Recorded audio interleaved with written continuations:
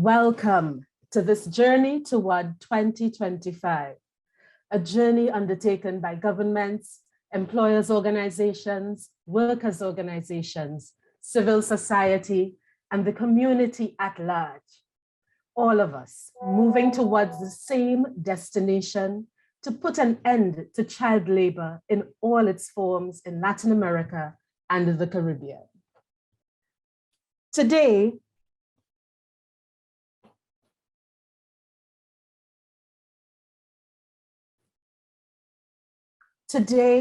we are approaching the end of the International Year for the Elimination of Child Labor, but not at the end of this fight, which seeks to guarantee the rights of every child and adolescent.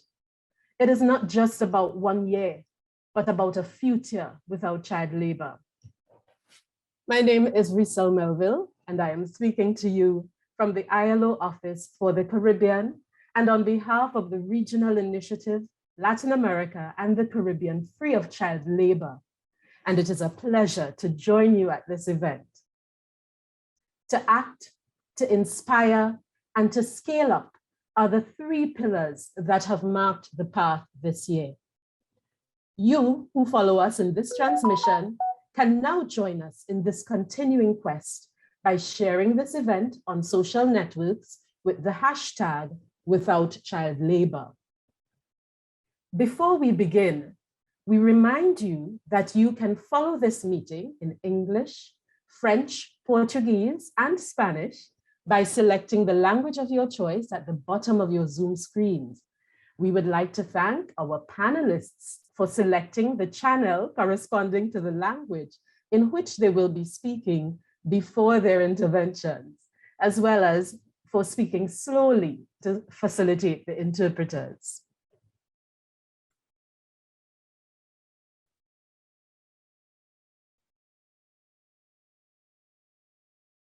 So, without further ado, I am pleased to welcome two people who have given a voice and a face to the 8.2 million children and adolescents in child labor. Henry Pilco and Noemi Rosales from Ecuador and Argentina, respectively, will tell us about their experiences of child labor. Thank you for joining us.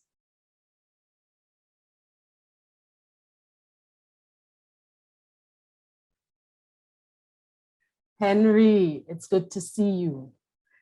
A few years ago, your life was very different from what it is today. Since you were a young child, you've had to work hard. Could you tell us a little bit about your experience?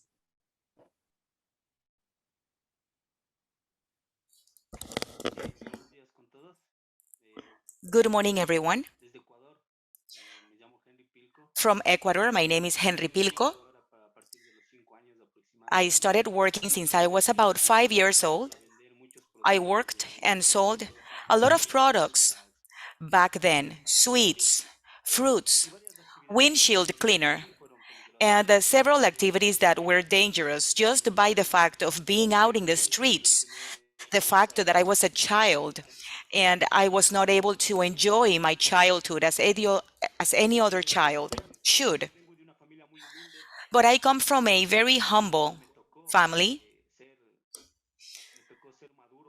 and I had to mature and grow up at 5 years old and assume the role of a father, a husband, a brother. That was not my responsibility, however, that was my fate. I also worked in construction since I was 14. I worked in construction, and it is a pretty hard job for that age. I went to school at night and I worked throughout the daytime.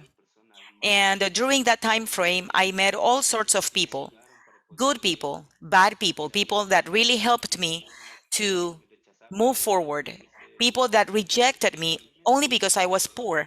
Because unfortunately, in Ecuador and the entire world, I don't know what happens to humanity, really. I don't know why, but you are discriminated against just because the fact you're poor, you're set aside. My childhood was very harsh. However, I had to move on. I never gave up. Of course, there were moments that I went out of the path, went out of the road, but thanks to my parents' help, I was able to come back to the path. And now I can say that I work with children that live out in the street, children that work. And I feel proud that I work with them because if you don't work for the children, you work with the children, with their families. And once a person knows that you're working with them, you realize that you can do a lot. That's all I can say. I don't know if you have any more questions. Oh, definitely. And I mean, we note that you worked as a street seller and in construction. And we know child labor takes many forms, and often even what seems to be lightest work, it can involve risks and dangers for children and adolescents. What do you think are some of the risks to which you were most exposed?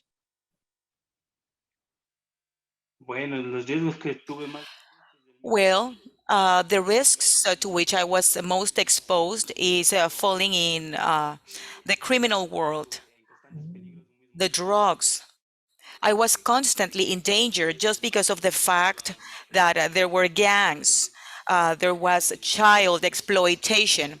I was exposed to not going to school. That's the most important thing.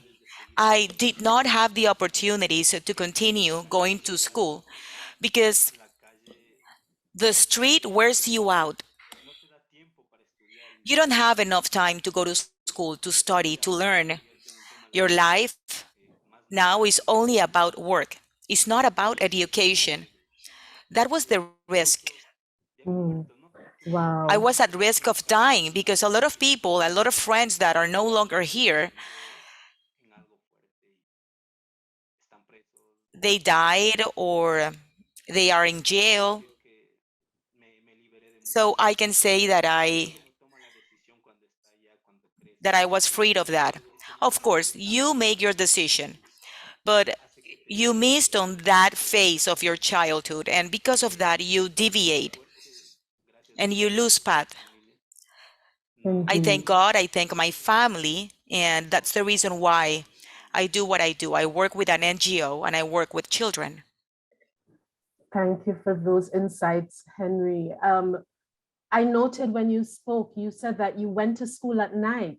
So tell me a little bit more. How did you manage to transform your life to become who you are today? What else did you do?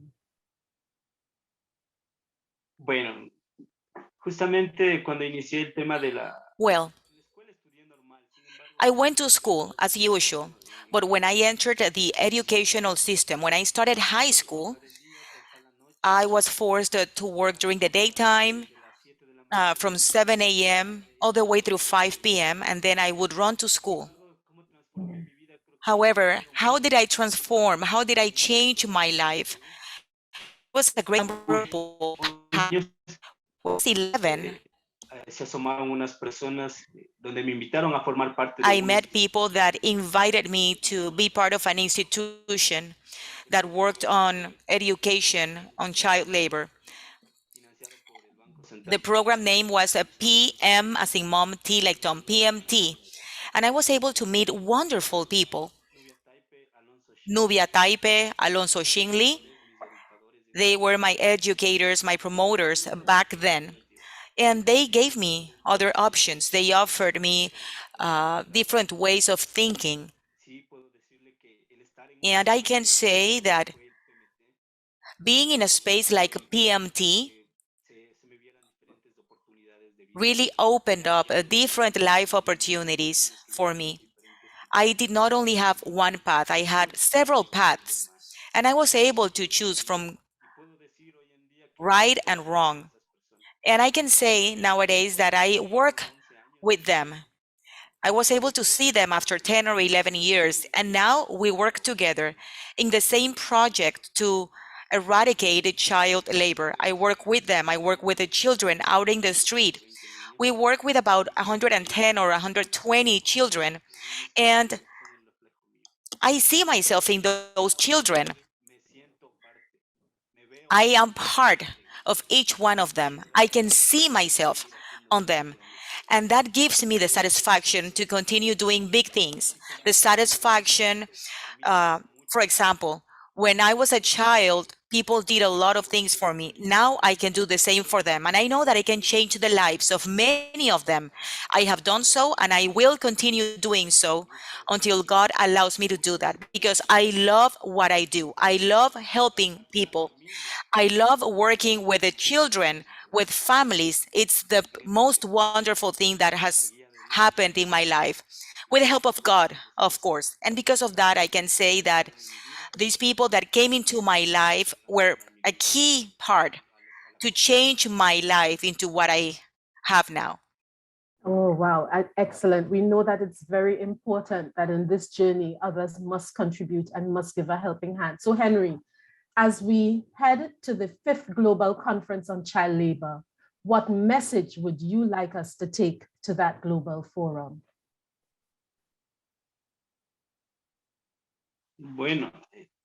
Well, to everyone listening to this video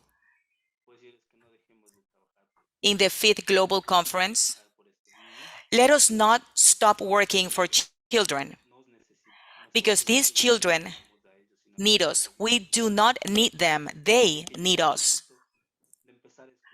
It's time to start listening to those children, to their families. We need to know that when we make laws, we need to think about them and not about us. Because there is a lot of people that do not consider other realities. And we can get to know those realities when we work with them. When you live, when you put yourselves in their shoes, you will be able then to understand. Eradication child labor is not about creating laws. It's about listening to children. If you can listen to them, you'll be able to eradicate child labor. Just like a friend said a few days ago, he said, the problems that existing families themselves have the answers. So let's work on that. Let's listen to children, because when we listen to children, we will be able to help families to understand how important children and adolescents are, the importance of families, the importance of taking children out of the streets. That is my message. It's been my pleasure, and I hope that this message reaches everyone. Thank you. Thank you, Henry. And indeed, we definitely will carry the message that it is important for us to listen to our children. And I'm now pleased to give the floor to Noemi Rosales, who, like Henry, has also lived through complicated experiences during her childhood and adolescence, and who wants to share it today, not only so that we can better understand what it is like to live in this reality, but so that we will recommit ourselves to this fight against child labor. Welcome, Noemi. So, the experiences of working boys and working girls are not always the same. Hola, ¿cómo están? ¿Se escucha bien? Yes, yes, we can hear you clearly, Noemi. Right, I was saying, we know that the experiences of working boys and working girls aren't always the same. So now as a woman, and in your experience, what are some of the particular risks that girls face in child labor?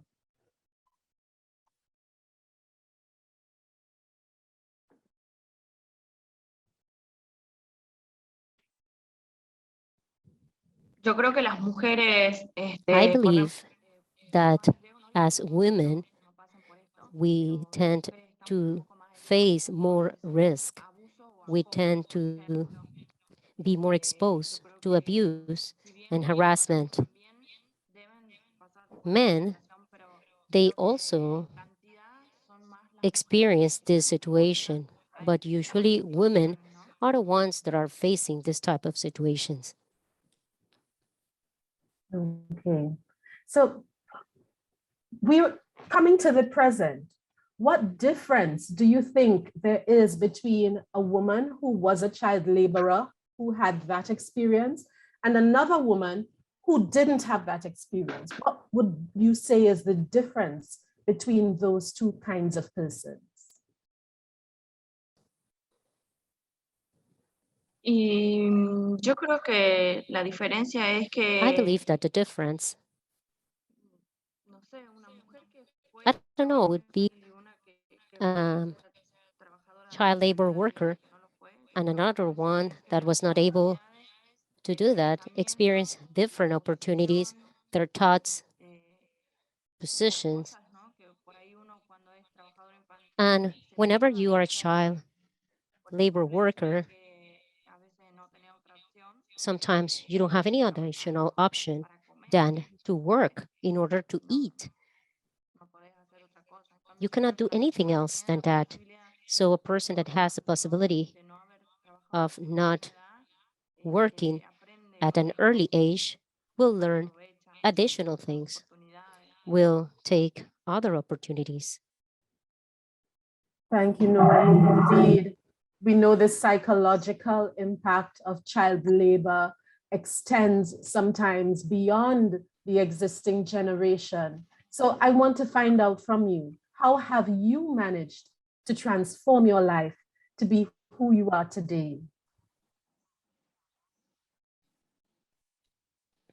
Y bueno, yo, por ejemplo, Well, for primero me, que nada quería first of all, I que wanted si to bien estoy clarify contando mi historia, that pero I yo am estoy sharing my story, representando a but muchas I am niñas y here niños y representing adolescentes que a fueron lot of trabajadores children infantiles and adolescents that y were quiero que mi vida, por child ejemplo, workers.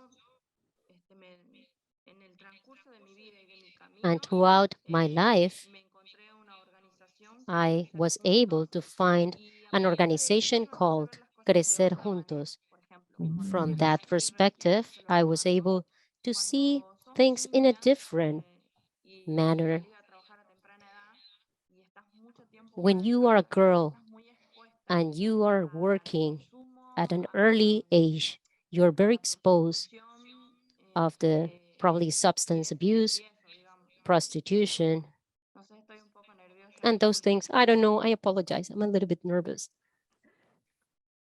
That's okay, Noemi. It's perfectly fine. And we really do appreciate you sharing your perspectives with us.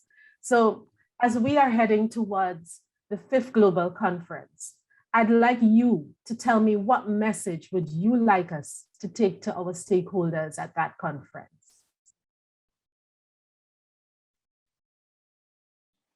Bueno, primero que nada, yo Well, quiero decir que first of cuando all, alguien conozca una situación I would que like to en say la que that está whenever haciendo someone trabajo infantil, knows about a no es situation una of condenación, digamos. children Yo creo que la under mejor opción child es labor, acompañar the a esos best padres, choice a will esos be to niños, provide no lo accompaniment hacen to those porque los parents obligan, or lo hacen children para darle un that are apoyo a not sus padres porque doing it saben because que they're forced by their económicamente no les parents, alcanza, but porque that they want miran to las support or situaciones de los help padres their llorar, parents. al They triste porque no are tienen para darles de experiencing the comer, y ver a frustration un to see padre their prácticamente parents para darte a vos that también. are not eating Y yo creo que el because mensaje they siempre want to es feed que you. And that's los awful. poor estamos So I muertitos believe de that we, oportunidades, oportunidades de poor crecer, people, oportunidades de are trabajar, starving oportunidades de of opportunities to estudiar, grow, to oportunidades de study, cambiar nuestra realidad, to no solo change our por tener realities. una casa Not, digna, we don't sino only también por dream ser to un have profesional, a seguir nice nuestras house, metas, but nuestros sueños. to achieve Y eso our tiene que estar goals and acompañado dreams. de oportunidades porque And that muchas should veces be yo digo que nosotros los pobres no together with planificamos nuestra additional vida, opportunities. We as nosotros poor vivimos people, el we día don't a día. tend to plan Nosotros no podemos planificar life. ni decir la semana que We viene just voy a hacer go tal cosa porque no through se day trata by day. de eso, nosotros se trata de nuestro día And a día, de what we saber try si to do mañana tenemos o no is tenemos para in a comer daily basis y de to check disfrutar de if nuestra vida. Así we que are going to be able to eat or yo not. quiero que le den oportunidades a I todos just los claim niños y for adolescentes, a opportunities los to all padres children, adolescents, que tienen que and atravesar esta parents that they situación. have to go through that situation. Thank you, Noemi. This is a critical message that underpins all of our work, that we must address poverty as one of the key root factors that gives rise to situations of child labor. thank you again for sharing your story. I am now pleased to give the floor to the ILO's Regional Director for Latin America and the Caribbean, Vinicius Pinero. Go ahead, Vinicius. Adelante, Vinicius Pinero.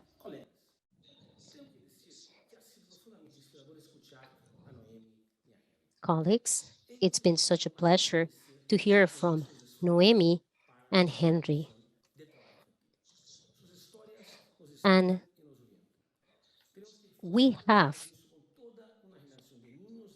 to follow their stories that inspire us and guide us. We have to reinforce our commitments to a whole generation of children and adolescents who are going through very challenging times. Latin America and the Caribbean is the region with the longest and most extensive interruption of on-site classes in the world. In most countries, this situation has lasted more than 18 months, and some have not yet returned in a context of poor digital coverage in terms of quality extension and with a huge gap in digital access among the most vulnerable group. This added to the increased poverty and extreme poverty make up the perfect storm that could mean an unprecedented increase in the number of victims of child labor in the region. As a result of the pandemic, poverty has risen to levels similar to what we had in 2000. There has been 20 years setback in terms of policies to reduce poverty and inequalities in a context of a brutal reduction in income and the closure of on-site classes. This is a perverse incentive for children to enter the labor market prematurely, because we know once they have worked for the family, it's very difficult for them to return to school. And at this time of the pandemic, which had already reduced a huge labor disaster, it also generates a sequel that compromise the future. Some countries are returning to school, and we can already see many empty chairs. The ILO and ICLAC estimated in June 2020 around 3,000 children are at risk of being victims of child labor. We know that this number could be much higher. It is essential to adopt urgent emergency measures to identify those who have dropped out of school, eventually rescue them from the situation of child labor and reintegrate them into the education system. The risk map implemented by the regional initiative can be an important tool for this action. I suggest treating this issue as a top priority in our regional initiative agenda. The longer we delay in acting, the more difficult it becomes to rescue these children, and this time bomb of perpetuating poverty and inequality. Of course, this emergency action must be added to the effort of distributive policies, employment formalization policies, policies that promote decent work for families and that are associated with social protection, and policies related to educational infrastructure. In this International Year for the Elimination of Child Labor, I call on us to do everything possible, everything in our power, so that there will be no more stories like those of Noemi and Henry. Thank you very much. Thank you, Vinicius. And indeed, the COVID-19 pandemic in our region has revealed how deep and wide the digital divide is, and even worse, the impact on education and the education system in the region is revealing just how much of a critical protective factor schools have been, and the need for us to resume safe and secure education for our children is important, both for their present survival and progress, as well as for their future development and ability to realize their potential. So transforming our commitment into action is fundamental for us to continue to move closer to target 8.7. And for this reason, I would now like you to join me on a journey through Latin America and the Caribbean to find out about concrete actions that have been implemented to prevent and eradicate child labor during this international year. We will start this journey from Mexico and Central America, and then through the Caribbean. Let's go.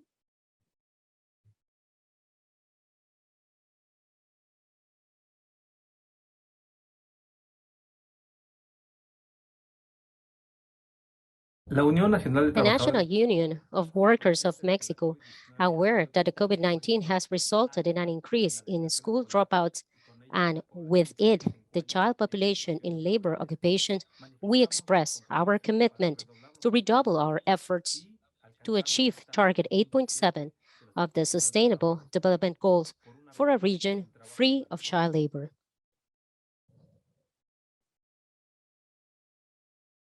In the year 2021, our main achievement was the relaunch of the child labor prevention strategy of the Business Network of Child Labor, Children to School in Guatemala for the period 2021-2025. A second and very important achievement is to have received recognition from the International Organization of Employers as the leader of change for the prevention of child labor. We are very pleased with all that we have been working with partnerships and with the collaboration we achieve between companies and the public sector.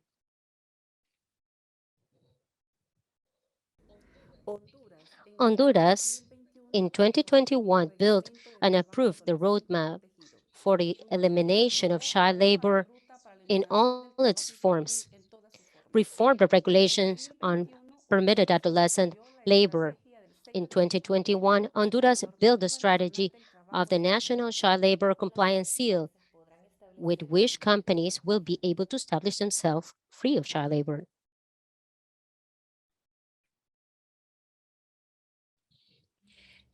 In 2021, we designed and approved the roadmap to make Costa Rica a country free of child labor and a guide for action on responsible business conduct regarding child and adolescent labor, an institutional diagnosis to strengthen the CTRN and SEC for the prevention and eradication of child labor and the protection of adolescent workers.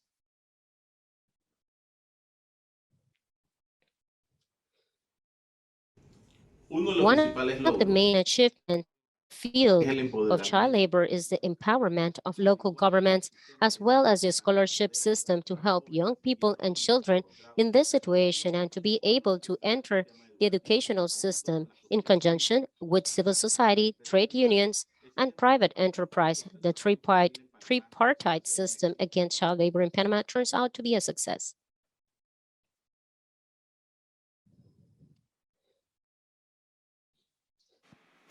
Greetings from the Bahamas. So we wanted to take this opportunity to provide a snapshot on our child labor initiatives. So in 2017, we made the pledge. In 2019, with the technical assistance of the ILO and the regional initiative, we drafted and created our child labor policy. And now in 2021, over the course of the international year, the Bahamas has formally adopted our child labor policy. So, what's next for 2022? Well, we roll into the implementation phase. So we look forward to legislative changes, workshops, public awareness campaigns. The Bahamas is well on its way to eradicating all forms of child labor by 2025. Thank you. Good day.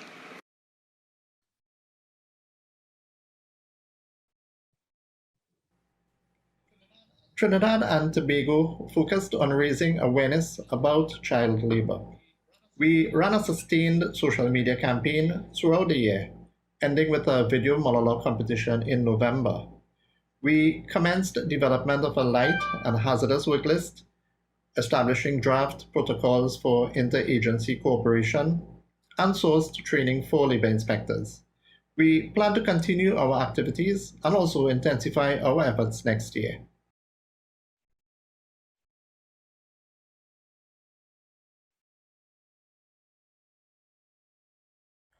Suriname has established the National Commission in September this year.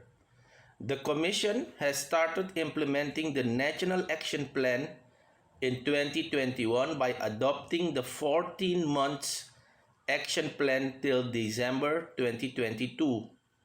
Suriname is now preparing a child labor awareness program through radio, TV, and flyers in cooperation with UNICEF. This will be done in all the local languages used in Suriname.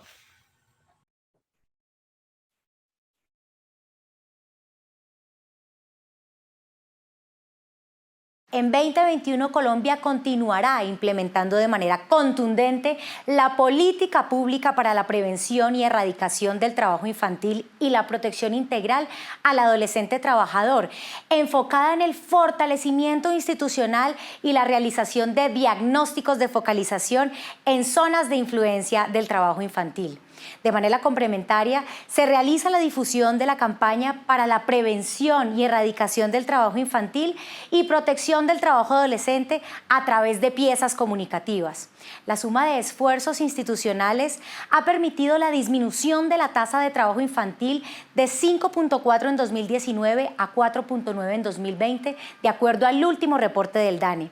El reto de este gobierno al finalizar el cuatrienio en 2020 es reducir la tasa de trabajo infantil a 4.7, lo que implica separar del trabajo infantil a más de 135.000 niñas, niños y adolescentes de Colombia.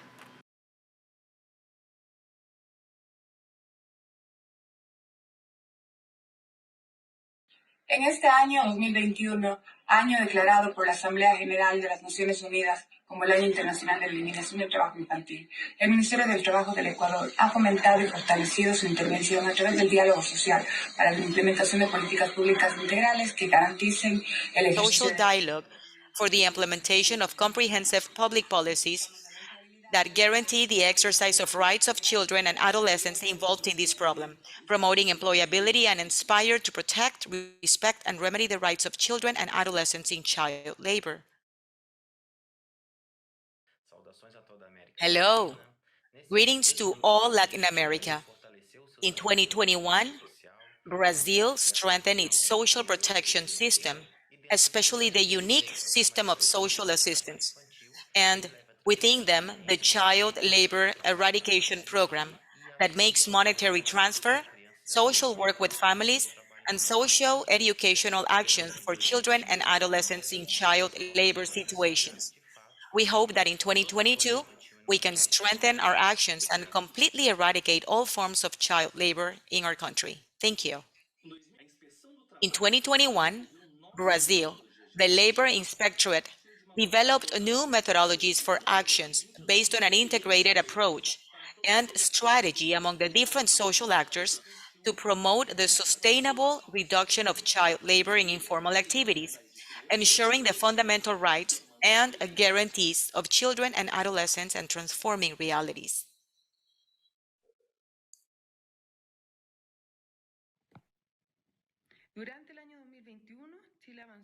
During 2021, Chile advanced in the implementation of its roadmap as a pioneer country of the Alliance 8.7 and thus moved towards a country free of child labor, highlighting its commitment through the reform of the Labor Code on the protection of the rights of children and adolescents.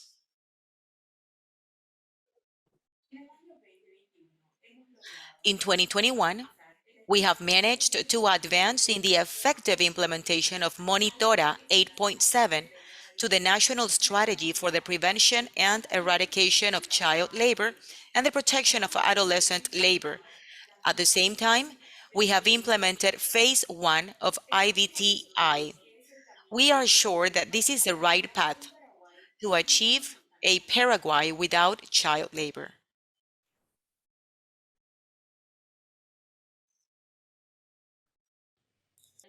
In the framework of the International Year for the Elimination of Child Labor, the TUCA has redoubled its activities and advocacy efforts in various spaces where this issue is discussed, in order to increase awareness of the necessary and urgent commitments that must be made to curb this problem. Our focal points of the trade union sector were present in the evaluation and planning proposals of the regional initiative. In the face of the worsening economic, political, and social situation in the region,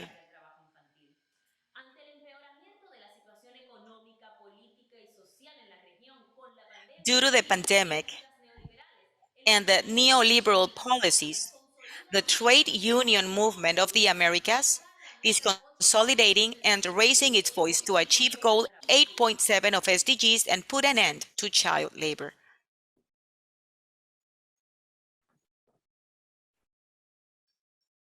Este año en Argentina, This year in Argentina, we carried out the federal strengthening program for the training of 300 promoters of child labor-free childhoods, with the objective of strengthening territorial policies and reinforcing networks throughout the country. Eradicating child labor is everyone's responsibility. Es un orgullo para mí representar a la Red Argentina de Empresas contra el Trabajo Infantil. Durante el año 2021 continuamos con las acciones de federalización de la red de empresas a las provincias de Santa Fe, La Rioja y Mendoza. También impulsamos nuevos modelos de centros de cuidado y protección para la prevención y erradicación de trabajo infantil. Seguimos con el fortalecimiento de la red en la incorporación de nuevas empresas y continuamos trabajando con la cadena de valor. También realizamos el concurso Promise Brain y seguimos impulsando un mundo mejor, libre de trabajo infantil. The trade union centers of Argentina, we have deepened the task we have been developing for more than 20 years. In Unity, we have raised the training for actions to territorial trade union leaders, which is allowing us to make a transfer of knowledge back and forth to optimize actions for the eradication of child labor. From a model of intervention, where we put on equal terms the restitution of rights of children and adolescents, and decent work for adults, including proposals for productive development of community gardens. We believe that at this stage, the trade union movement has an important role to play and a political responsibility.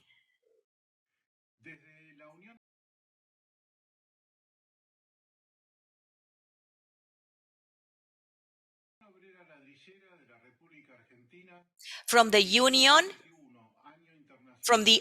Obrera de la República Argentina in this year, 2021, the International Year of the Fight Against Child Labor, we have committed ourselves to several actions. One, accompanying children to reinsert them in schools as a result of the school desertion due to the COVID-19 pandemic. We are developing different actions to prevent and eradicate child labor in brick kilns. And third, create proposals to have decent work for adults. No to child labor.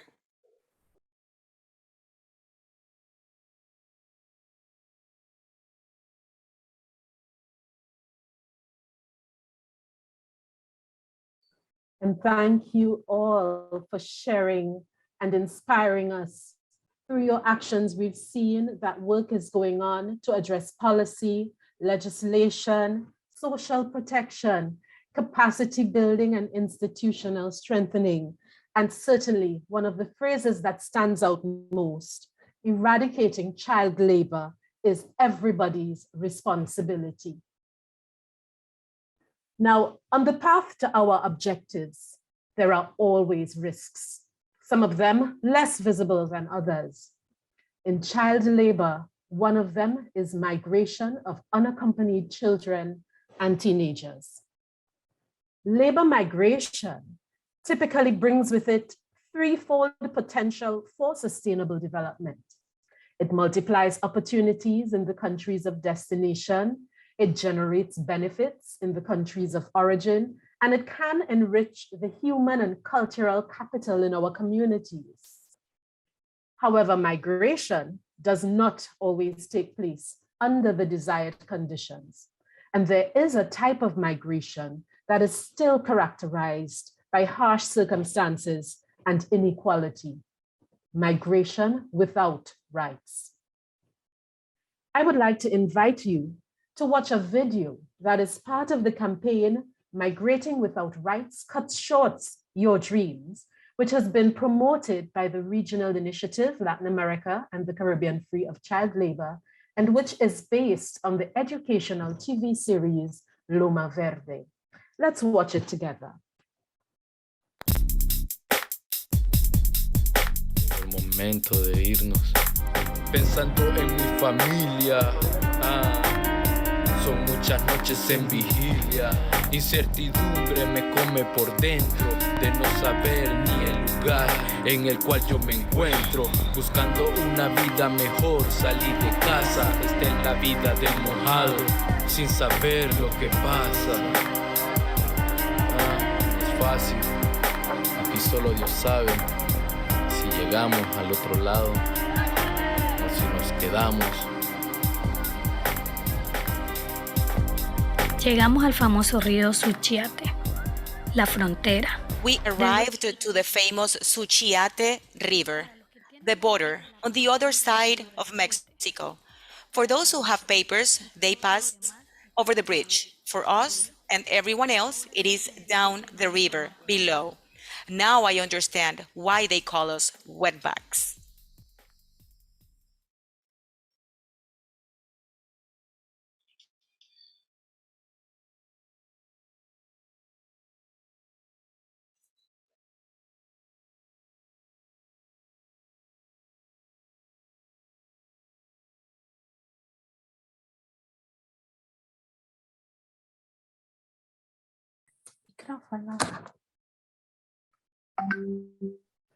My apologies.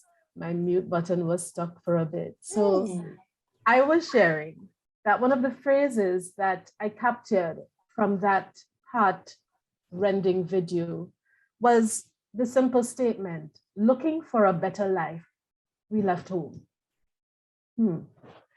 And at this point, I'd like to invite two persons who are closely linked, albeit in different ways, to this issue that we know will be addressed at the 5th Global Conference.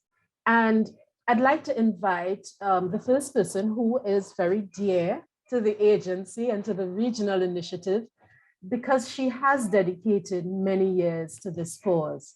Maria Olave, Sub-Regional Coordinator for Labor Migration and Human Mobility at the ILO Office for the Andean countries. The second person is someone who has been also very close to the issue of migration without rights. Journalist Francisco Javier Sancho Mas, representative of the media Otras Miradas. He has recently developed a journalistic special report on child labor, human trafficking, and migration. So welcome, Javier. Welcome, Maria. Thank you for being here with us. So we would like to know, based on your experiences, which are very different, what you would consider to be some of the challenges, not only of child migration, but challenges to the visibility of this issue, which often goes unnoticed and which may worsen with the pandemic. So let's start by discussing why. Why should we talk about migration and child labor? Maria, what do you think is the link between these two realities?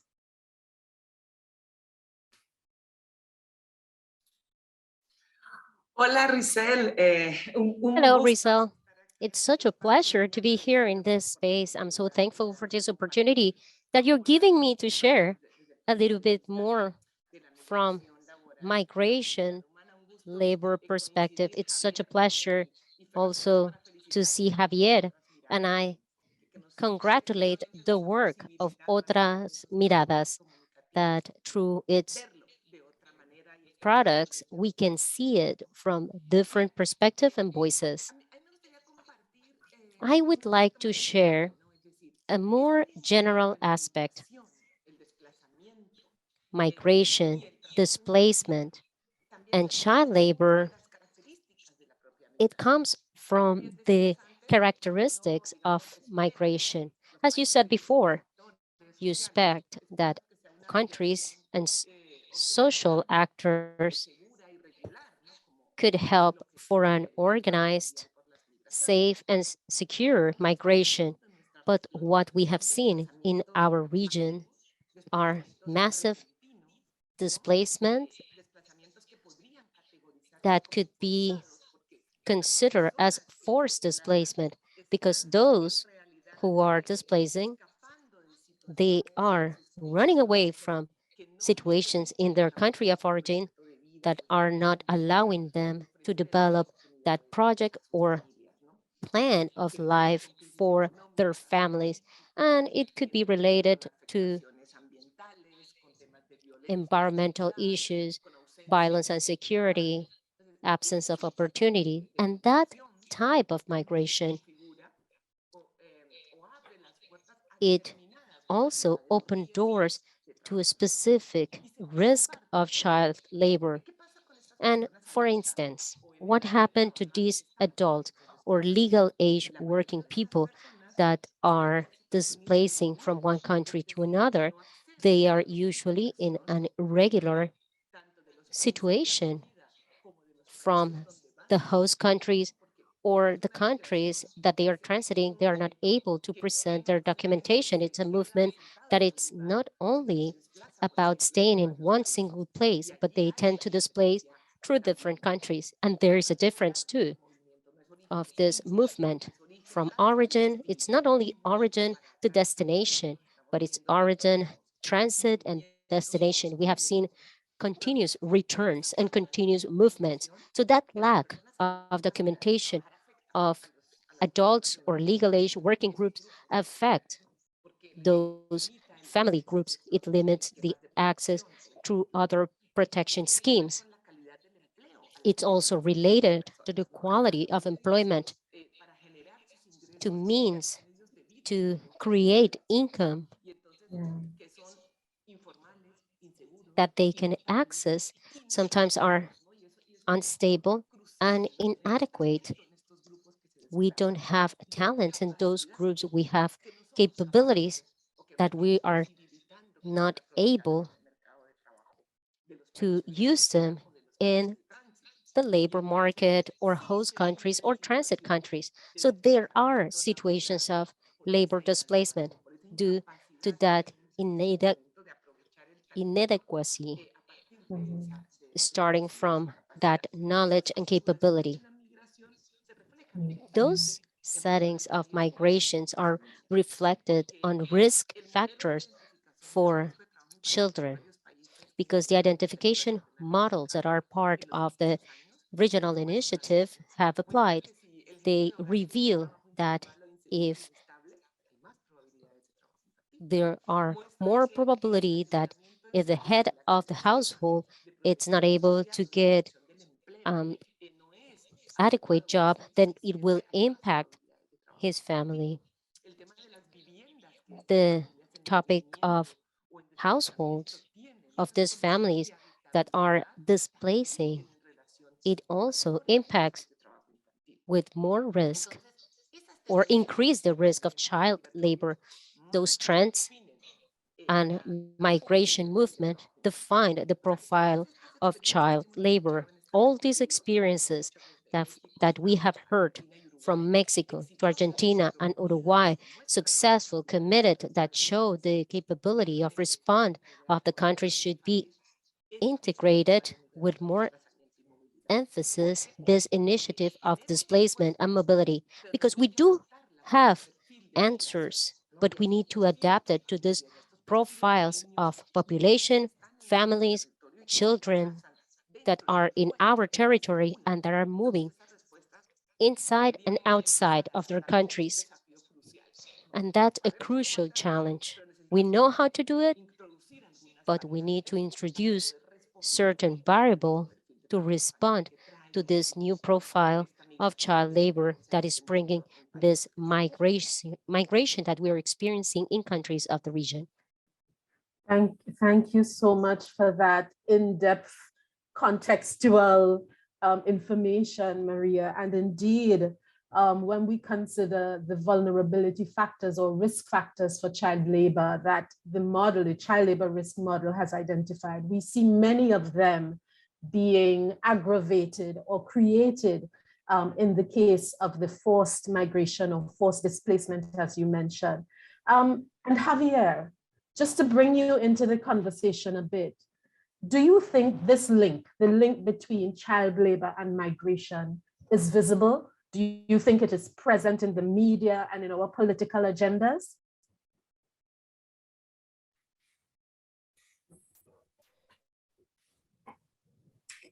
Gracias, Resel. Y gracias también Thank you, a Rizal. And thank you for our colleague of the ILO, Maria. We have learned so much from her on the dynamics of child labor and migration. Answering your question, I will say no. No, because it's not that I have more knowledge than the rest of the participants, but as a reader of international media, I can say that unfortunately, there is not updated information on this topic. And I believe that the problem of migration from the communication and political agendas is overwhelming us at all levels. It's not only because of its massive impact, but because it's a situation. We were talking to Maria about this on a previous interview that we had. Many of the countries that are receiving large quantities of migrant families, they are not used to that. They were not used to that at all. Many of the countries, or some of the countries that were transit countries, they are becoming destination countries, such as Mexico, or in the case of Colombia, for the Venezuelan population. And once it becomes such a recent situation, then we might be running a bit late to analyze the topic of migration. One is child labor for sure. And on the other hand, the issue of underage, I will say that we always have, from a journalist perspective, we tend to focus on the organizations that are working with children, but we don't tend to provide any journalist analysis because the idea is to have the information from the direct source. And talking to children and use them as a direct source, it's not easy or legally will not have the same conditions as when we talk to an adult. It's a recent and collaborative platform with a perspective on human rights. Several means in the region are participating. Some of them are very close to the communities. Some others are traditional means. We had 3 countries participating, Revista Semana in Colombia, Costa Rica, and Mexico. Desinformemos. In Mexico and Colombia, the journalists that have been working on these topics, they have been on the streets interviewing children in many conditions of child labor. And Maria always tend to correct me because I should say boy, girls, and adolescents. And in that exchange with this journalist, we had been able to confirm what Henry and Noemi mentioned at the beginning of this event. It's not the same to look to child labor from an office than on the street as a reporter. And it's something that we are very clear on. It's not the same to provide an interview with an expert or to spend several hours with children and adolescents that are migrating, because there is where you can tell that there are realities above the human response. in one of the interviews, especially with a specific and urgent situation, the attention of boys, girls, and adolescents that were coming from Haiti that are now in Mexico, the question of a boy that was probably born in Chile, but his family was coming from Haiti, passing through the dangerous jungle of Darien, where many children dead have been reported. The reporter asked her, "Where are you coming from?" And he said, "I am from the journey." In his Spanish, that was his response. And we thought that in some way it reflected the situation and the concept that children have from their own condition. They are from nowhere. They are beings that are in transit. And that really made us think. And for the local authorities, we can understand how difficult it could be to monitor this population. It's already difficult to do it from the population in a country, and it will be much more difficult for those populations that are in transit. Many of these children were with their families. And something that we discussed with Maria Olave, she shared with us that no one that migrates with all their family are thinking about going back, because those who are thinking to go back are the ones that migrate alone. But the one that is traveling with his whole family, there are no reasons to go back to his country of origin. They are trying to find much better opportunities. There was a famous singer that his mom used to say, "My homeland is where my children eat." You go towards where you can go, where you can find much better opportunities. It's a concept in which the host countries, I guess that we haven't understand. I guess we are expecting people to leave, but they are here to look for a much better life as any one of us. So in that sense, I believe that there is a major change. And from the media, we still concentrate on the migrants. We are no longer call them immigrants. Now we call them migrants, understanding that it's a wider concept, but still we know that eventually they will leave. And it's not a local population, so we still keep that in mind. And that is something that we have to move forward. I will have to stop here. I could continue for I longer, but know. I know I need to stop. And it's the information is actually riveting, because as you said earlier, there is so much that we don't know, and there is a lot of analysis that still needs to be done.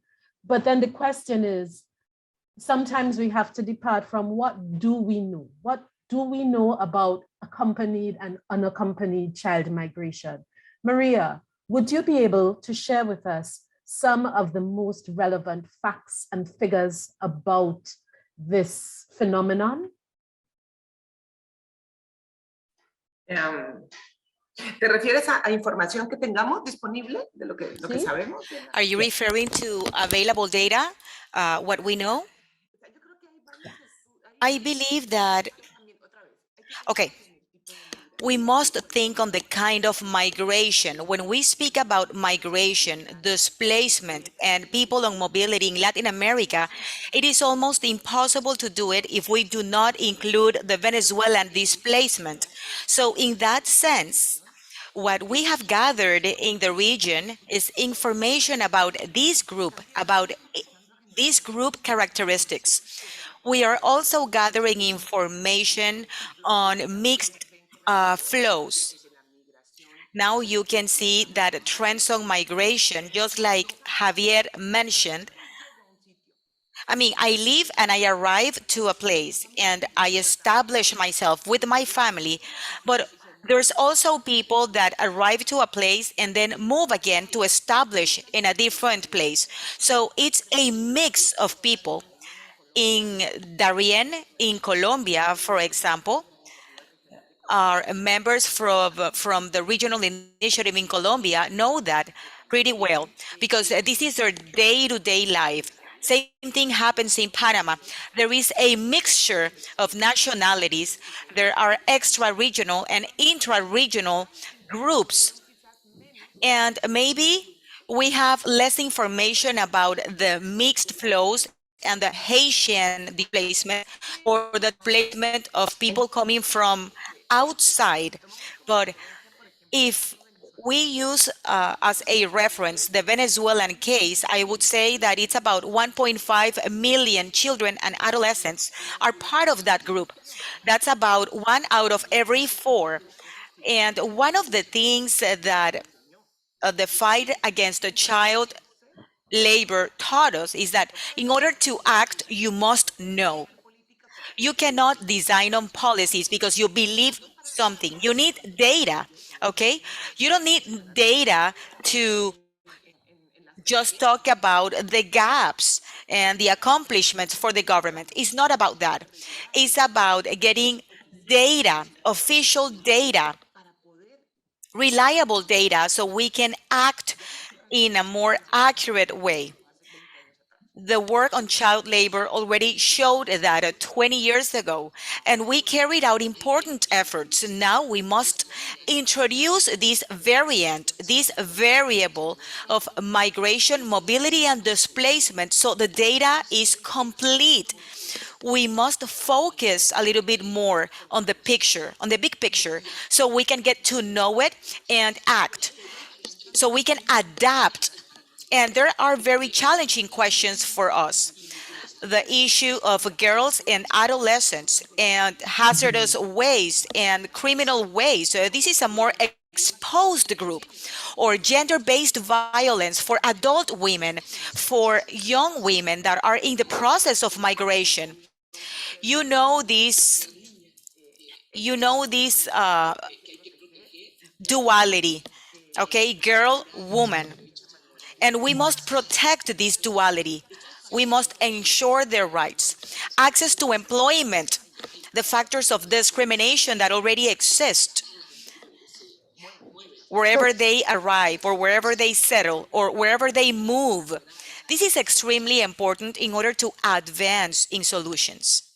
Thank you. Thank you so much, Maria, for that information. And in fact, you began to answer one of the final questions that we would have thought of for today, which was how can communication contribute to this issue? And as you said, we need data to act. So Javier, just to close us for this segment, because I know we are running a little bit behind the time, I just wanted to hear from you, in a very short sentence, if you can give us that.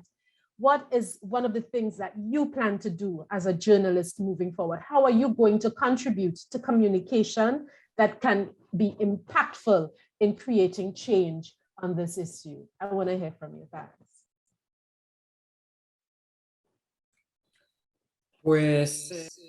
Well, I am going to copy literally what Henry said at the beginning.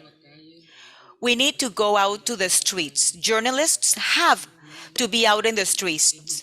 We need to be with children. We need to listen to children. We are not activists, so we are not NGOs. Okay, so when we wear our journalist hat, we need to be impartial. We need to be neutral. And the best way of doing that is to be as close to children as possible. Even though media don't really like data, and sometimes we don't like not having the data, when the data is difficult, and when we have the data, sometimes we question a lot of things. For example, the 2025 goals for child labor in Latin America. This is something that we have complicated because without the data, how are we going to make sure that we are going to achieve the goal? But the most important thing is the stories behind the data.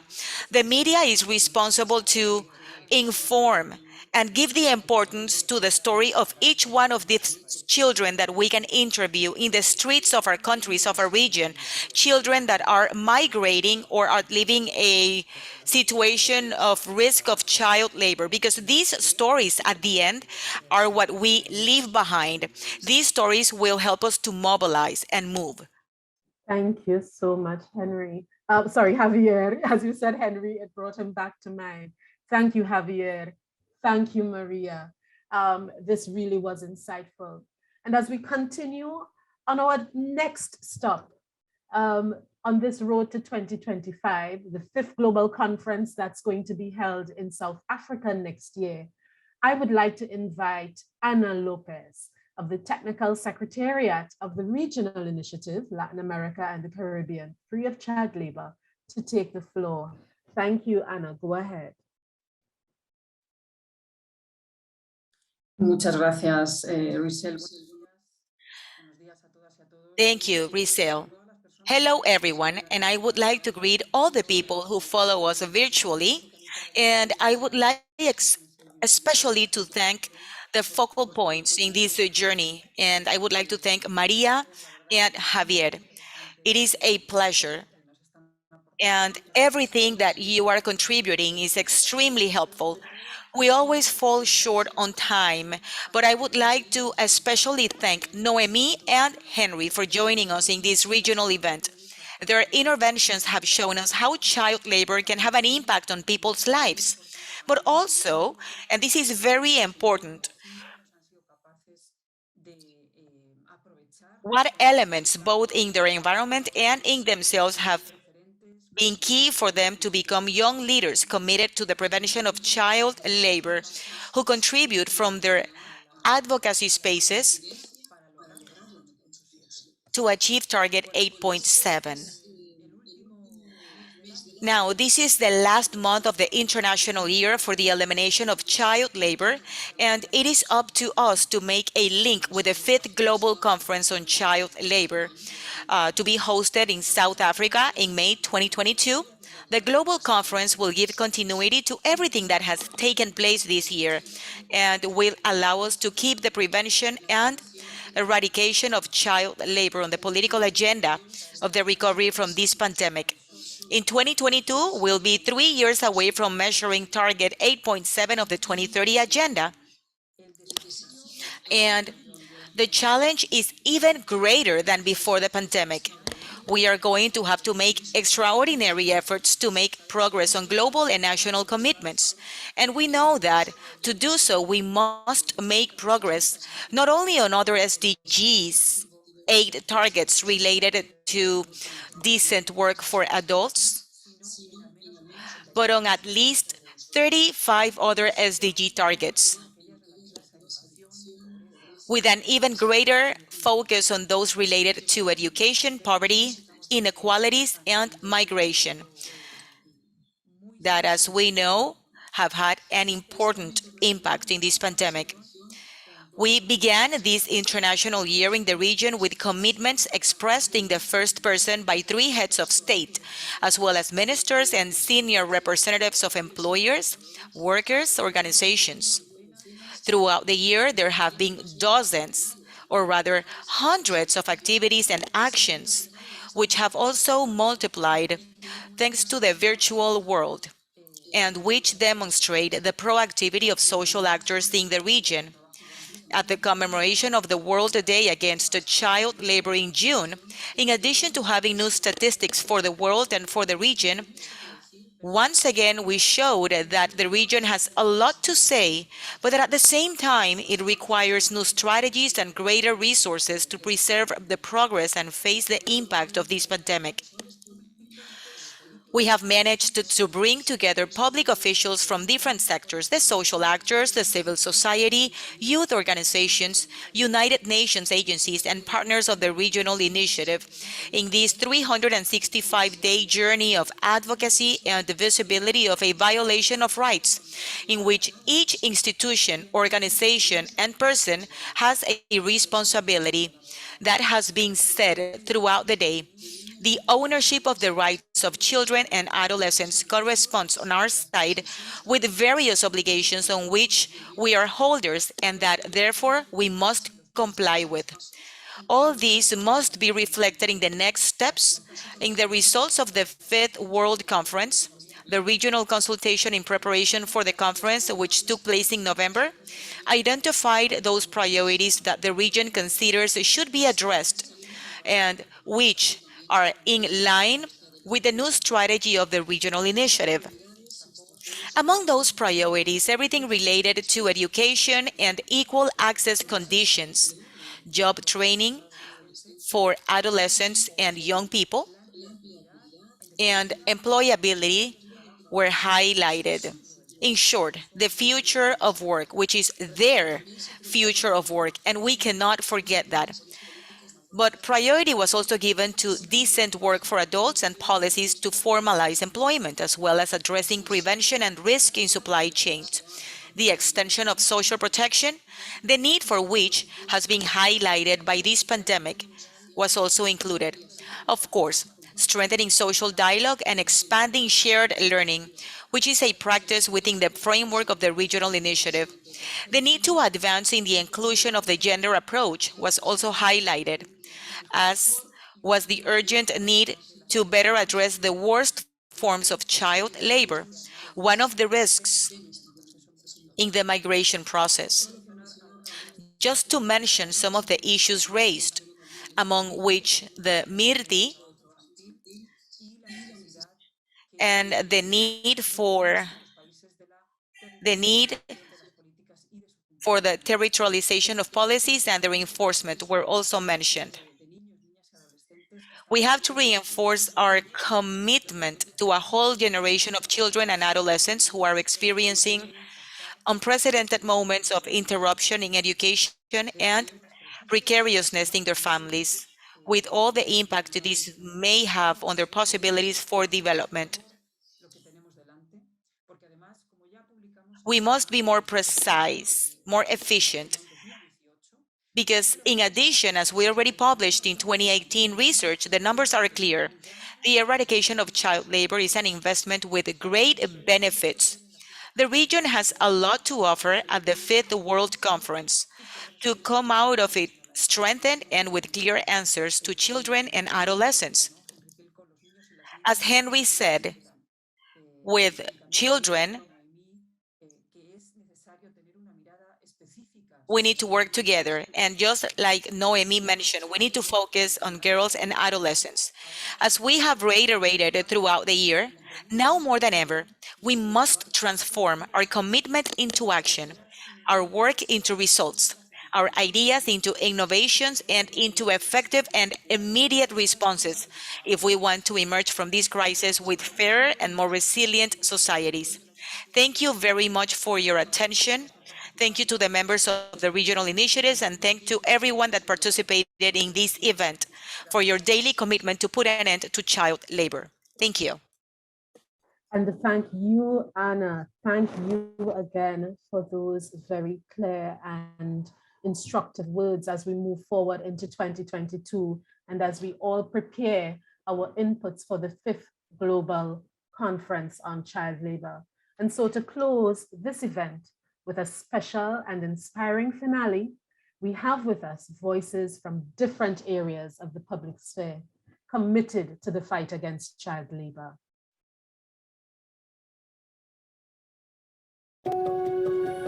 El trabajo infantil determina. Child labor keeps children from going to school. And in school is where they can find their future. With child labor, we are cutting their wings. Let our children grow up with games, with illusions, now more than ever. No to child labor. Children are not only the future, they are also the present. So let's make the whole society aware of the reality of children and adolescents who work. Together, we will manage to keep them safe from child labor. Today, more than ever, No child labor. Hi, I'm Pablo Milanes. I think child labor is a crime. And in Latin America and the Caribbean, there are 8 million children working. We must fight. We must speak out. We must let the world know that this is a crime. Children who work hardly attend school and their concentration is seriously affected. In this year, in this 2021, the great challenge is to reinforce control and above all to give families more opportunities. Let's raise our voice to raise awareness of the reality that millions of children suffer, and we can eliminate it definitely, now more than ever, without child labor. Hello, this is Manuel Obregón, and I would like to join the campaign for the abolition of child labor in Latin America.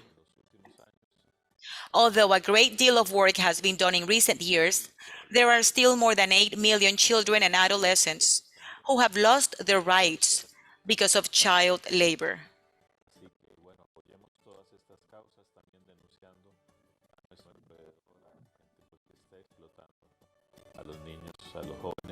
Let's support all these causes also by denouncing around us people who are exploiting children and young people in different ways. Hello, my name is Natalie Alvarado. This year has been a challenging year for us, in which we have built different projects around empowering children and adolescents about their rights, as well as the violation of rights that exists when children and adolescents are in child labor, and that due to the health crisis and the different economic crises in the regions, this problem has been increased. The collective of 100 million has always been committed to target 8.7 of the development goals. Now, young people, more than ever, we are committed to eradicating child labor and turning all children and adolescents to education. Hello, I'm Debbie Nova. I want to tell you that Latin America and the Caribbean in recent decades has shown that it's possible to put an end to child labor. Just 2021 is super important that we are all the voices of those millions of children and adolescents who are still victims of this great problem. I have already joined the International Year of the Elimination of Child Labor Act, the Inspire scale. What about you?